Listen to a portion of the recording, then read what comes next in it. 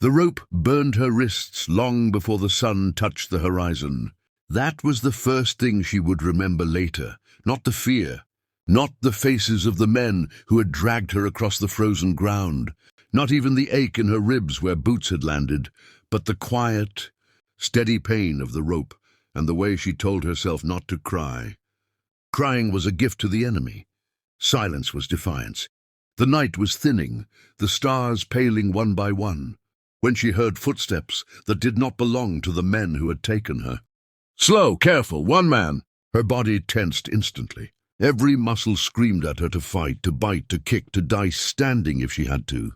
She was Apache.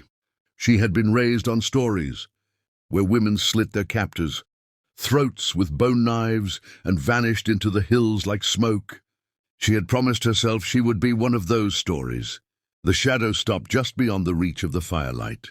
For a heartbeat, neither of them moved. Then a low voice spoke, barely louder than the crackle of embers. "Don't scream."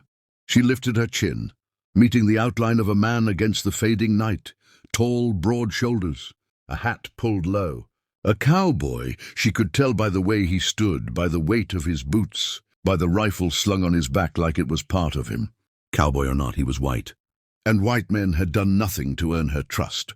"If you're here to take your turn," she said, her voice hoarse but steady, "do it quickly." He flinched, just slightly. Enough that she noticed. "I'm not," he said. "I'm here to cut you loose." She laughed. It scraped her throat raw. "Liar!" He stepped closer, and the firelight caught his face at last. He was younger than she expected. Not a boy, but not old either. Lines of exhaustion carved deep around his eyes, like he'd been carrying too much for too long. His jaw tightened as he looked at the bruises on her arms, the dried blood at her temple. "They don't know I'm here," he said. "And they won't if we're quick." She searched his face for mockery, cruelty, desire, anything she recognized. Found none of it. Still, she spat at his boots. "I'd choose death over you," she whispered. "Over any of you." His mouth twitched, not in anger, but in something like understanding. "That's your right." The knife flashed in his hand, swift and sure. The rope fell away. For a moment she didn't move. Freedom can be a shock, like cold water poured over the head. Her hands trembled as blood rushed back into her fingers, sharp and painful. She flexed them, ready to strike, ready to run. "Go," he said softly, "before someone wakes." She stood swaying, every instinct telling her to disappear into the dark. But something held her there, some stubborn thread of curiosity, or maybe the need to understand why a man like him would do a thing like this. "Why?" she asked. He hesitated, eyes flicking toward the sleeping camp. "Because if I don't," he said, "I'll be just like them." She snorted. "You already are." Maybe she expected him to argue. He didn't. "Maybe," he said. "But not tonight." She turned and ran. The cold hit her lungs like knives. Frosted grass cut at her bare feet, but she didn't slow.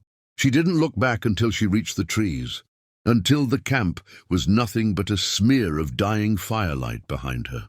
The cowboy was gone. She vanished into the hills, carrying the taste of smoke and disbelief with her. For 3 days she moved without rest.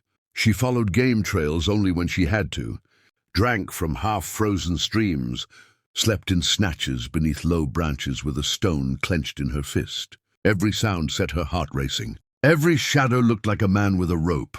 By the 4th morning, hunger had dulled her anger into something heavy and aching. She was no longer thinking about pride or death or revenge. She was thinking about survival. That was when she saw the cabin. It crouched at the edge of a clearing like an animal trying to stay unnoticed. Smoke curled from the chimney. A horse grazed nearby, reins loose. Her body reacted before her mind did. She dropped low, moving through brush, eyes sharp. Cowboys meant guns. Guns meant danger. But the smell drifting on the air wasn't danger. It was food. Her stomach twisted painfully. She crept closer, silent as a breath. The door was ajar. Inside, she could hear movement, one man humming softly to himself. Then she saw him. The same hat, the same broad shoulders, the same man who had cut her free. Rage surged up her spine, hot and sudden. She stepped into the doorway. He turned, startled, hand flying to his belt, then freezing when he saw her. His eyes widened, not with fear, but with something like relief. "You made it," he said. She crossed the room in 3 long strides and slammed him against the wall, forearm hard against his throat. "You followed me," she hissed. "No," he choked out. "This is my land." She pressed harder, watching his face. He didn't fight her, didn't reach for a weapon, just met her gaze, steady and unblinking. "You could have let me die," she said. "Why didn't you?" His voice was rough. "Because I know what it's like to be left for dead." Her arm trembled, not from weakness, from exhaustion, from the weight of days without rest. She stepped back abruptly, knees buckling. The room spun. She barely felt the floor rush up to meet her. When she woke, the first thing she smelled was broth. The second thing she felt was warmth, blankets, thick and heavy, wrapped around her like a cocoon. She tried to sit up. Pain flared, sharp and insistent. "Easy," his voice said. He was sitting nearby, hands wrapped around a tin cup. "You've been out a while." She glared at him. "You drugged me." "No," he said. "You collapsed."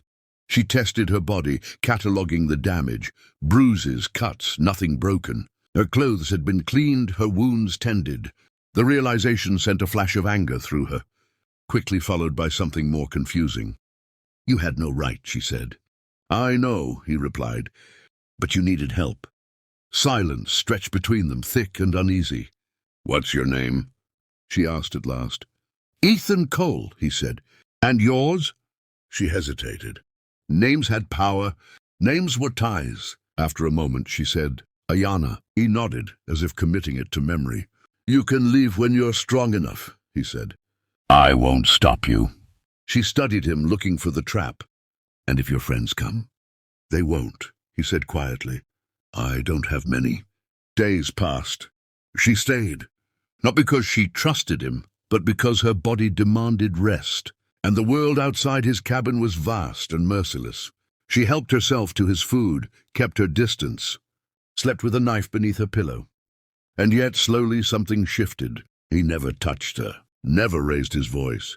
When he spoke of the men from the camp, his jaw tightened with the same quiet anger she felt in her own chest. At night, when the wind howled through the trees, she caught him staring into the fire like a man haunted by ghosts. One evening, as the sky bled red into dusk, she asked, "What did you mean when you said you'd been left for dead?" He was quiet for a long time. "War," he said finally. "Different kind than yours." "Same kind of men." She nodded. She understood that language. Another hook of silence, another shared fire. She told herself she was only waiting until she was strong enough to leave. She told herself she felt nothing. She was lying, because when footsteps echoed outside one morning, many footsteps, careless and loud, her heart didn't race with fear.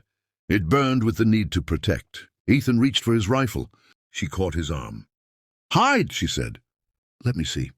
She slipped outside, melting into the trees just as a group of riders burst into the clearing. She recognized them instantly, the men from the camp.